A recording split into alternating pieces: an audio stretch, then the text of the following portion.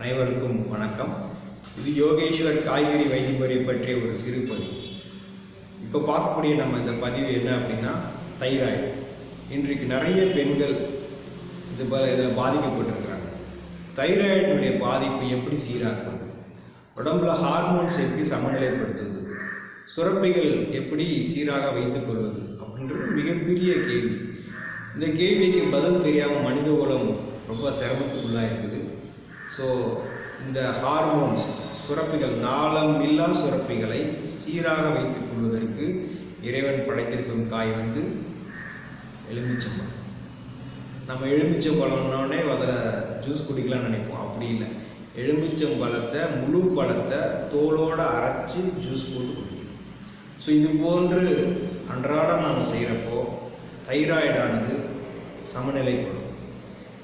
Thyroid பாதிக்கப்பட்டு இனி பல நிலைகள் கடந்து போகாமல் இருப்பதற்கு இந்த புடலங்காயும் எலுமிச்சம்பழத்தையும் சேர்த்து ஜூஸ் போடலாம், அல்லது எலுமிச்சம்பழத்தோலோட மாதுளம்பழத்தோலோட சேர்த்து ஜூஸ் போட்டு குடிக்கலாம். இந்த ரெண்டு முறையை கையாண்டுட்டு இருந்தோம்னா எந்த மாதிரி தைராய்டு பிரச்சனைகளாக இருந்தால் கூட கட்டாயம் சீராகவும் குணமாகவும் அத்தனை பாதிப்புகளிலிருந்தும், முக்கியமாக மாதவிடாய் சம்பந்தப்பட்ட எந்த மாதிரி பாதிப்பிலிருந்து நம்மளால் வெல்ல முடியும். நன்றி, வணக்கம். இது யோகேஸ்வர் காய்கறி வைத்தியமுறை பற்றிய ஒரு சிறு பதிவு.